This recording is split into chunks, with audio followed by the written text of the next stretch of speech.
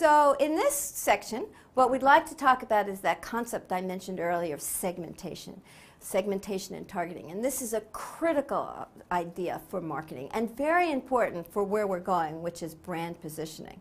It's called the STP framework, segmentation, targeting, and positioning. And when we get to positioning, that's when we first start getting to branding, which is where we're headed. So the positioning process says you start with segmentation, with S of STP. And segmentation says that you identify variables that allows one to segment the market. Okay? So we're going to figure out different schemes for how to break up the market into different market segments. The second part, the T, is targeting. You would evaluate the attractiveness of each of these segments, and you choose a segment to target. And the third piece is positioning. Once you get your target segment, you position your brand and your product to meet the needs of that target segment. STP, segmentation, targeting, and positioning.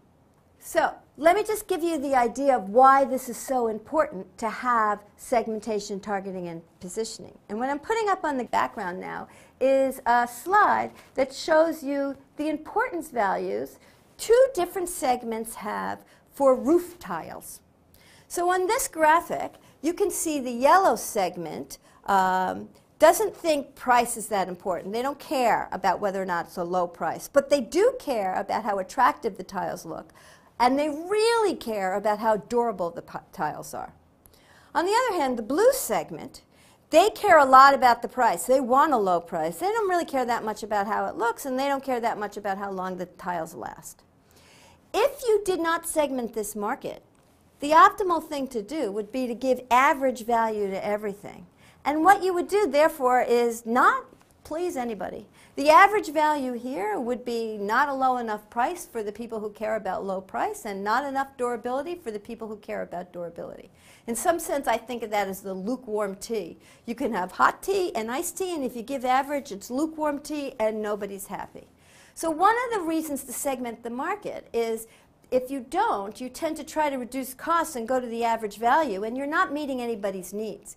Going back to that concept of customer-focused marketing, if I want to give you exactly what you want, I need to segment the market. And what you'll see is there's heterogeneity or differences in preferences. And then I need to choose or target which one of these segments I want to deliver to and deliver value to that segment. And for example, in this case, if I delivered durable tiles to the yellow segment, they would be willing to pay a higher price for that, and that could be very profitable. But if I went to a lukewarm thing, I might not sell to anyone. So segmentation means I divide the market up into market segments. In fact, let me just define it formally here. Market segmentation is the process of dividing up the market into distinct subsets, where any subset could conceivably be selected.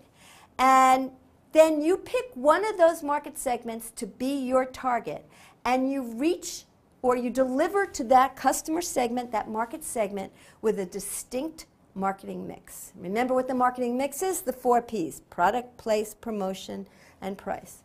And what that says is when I'm looking at these different segments, they may want different products. It may make sense to advertise to them differently. It may make sense to price differently. And it may make sense to deliver at a place decision or distribute to them differently. And so that's the definition of market segment, a very, very critical idea in marketing. So the question is, how can I divide up the market? And you might understand the idea that I'm going to go after market segments, and I'm going to choose one of them, and then I'm going to give a unique product package or marketing mix to one of those segments. Maybe you understand that concept. But then the question is, well, what are the different ways to segment the market? And there are actually lots of different ways. The most common way that people that usually think about is to divide up the market on characteristics of the customer. So intuitively, you might think about demographics. Well, men and women like different things, so let's make a female product and a male product. Or old people like things that are different than young people, or rich people have different needs than poor people. So one of the segmentation schemes that people frequently think about are characteristics of the customer. Another one, though, which doesn't really focus on characteristics of the customer, says, well, people like different things in products. They focus on different benefits. So in running shoes, some people care about comfort, some people care about aesthetics, some people care about technology. And so it might make sense to divide up the market or segment the market on the benefits that people seek. A third way to think about it is, how do people purchase? Maybe they purchase online. Some people purchase online. Some people like to go to physical stores. Some people like to use their phones. Or some people purchase very frequently. Some people only purchase once a year. Some people like to switch around. Other people like to be loyal. All of these are different characteristics that you can use to segment the market. Let me just give you a few examples of some of the interesting ways that people have segmented the market, just to give you some ideas. One of the ones, people talk about demographics, so they talk about old versus young, male versus female, city dwellers versus country dwellers. Another thing that, and I'm sure you've heard of this, you may not know it by this term, another way to think about it is cohort analysis. And what cohort analysis says, it's not really whether you're young or old, it's the life experiences that you've experienced as a cohort. And in particular, it's very important what happens when you're coming of age, you know, right around 14, 15, 16, 17, 18, those things that hit you at that time of your life are critical, and they frame you as a generation. And so this is the idea, you've heard probably of baby boomers. That's a cohort. Baby boomers were born, there's two cohorts of baby boomers. There's ones that are born about 1950, and then the ones that are born, you know, about 1960. And that cohort of baby boomers all come of age at a certain time. Certain things happen when they come of age, and they react as a generation. Generation X is another cohort, and what you're hearing about nowadays really is Generation Y. People who are coming of age now, these are the kids who are in college, they think of Generation Y, millennials, and why do we really focus on the current generation? Who's in college now? What's that current generation? Marketers are very interested in the generation as they come of age, when they're in college or when they're this age, because many times you make purchases at this age and then you're loyal to those brands over time. So marketers feel like it's very, very important to get in those people's consideration sets right at this time, and so they spend a lot of time studying the cohort of today. And today's cohort is Generation Y. Generation Y is very different from all the other generations. First of all, it's a generation that was completely brought up on the computer. They think about free content. They think about the social environment. They're totally comfortable social network. Everything's wireless. They think about things being designed exactly for them. They're totally used to customization. This is a generation, electronic generation, that's quite different from their parents and from generations beforehand. And you really need to understand Generation Y or the millennials in order to market to them. What they don't like is mass marketing. They don't like any kind of restricted access. They don't like things that are going down the beaten path. They like new, they like different, they like customized. Millennials are big shoppers, but many times they co-purchase with their parents. Some of the millennials still live with them and are supported by their parents. They think about information electronically. They are not readers of paper newspapers. They don't care about print anymore.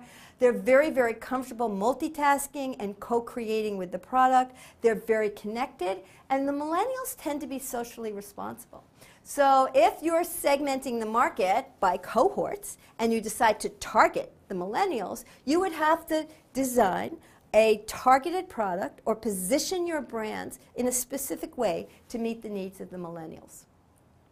Another way that markets tend to be segmented are by geography. It turns out that people who are similar tend to live together in the same neighborhoods. And there are different ways to segment. There's a segmentation scheme called PRISM that actually defines the entire country based on these geographic clusters.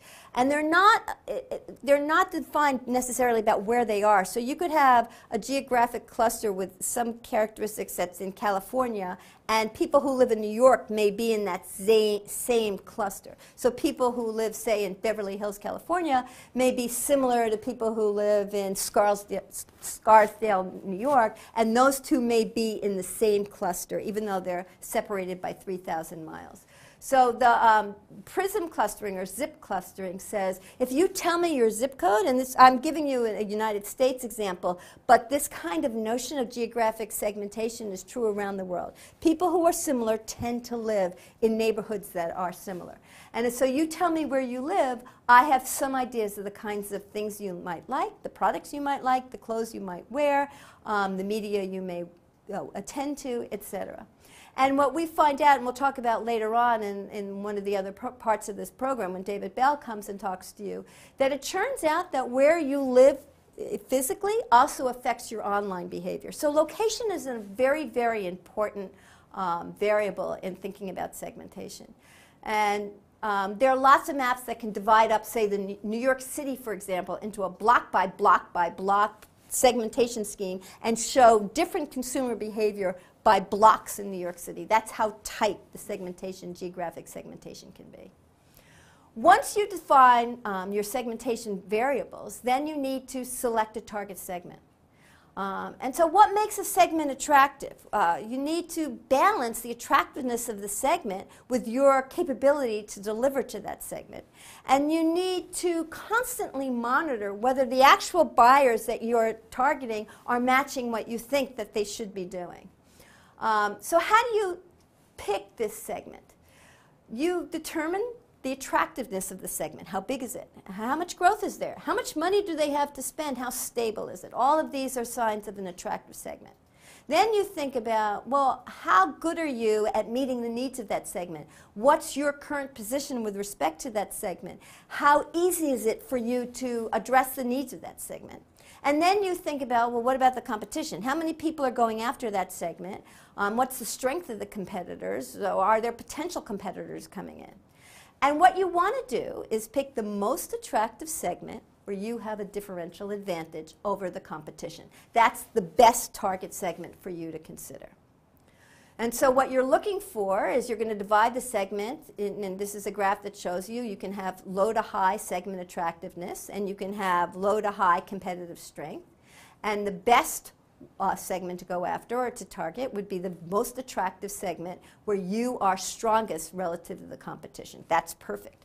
Sometimes you can't get the perfect segment, and so you may choose something that's a little bit less attractive but still something that you think would be profitable.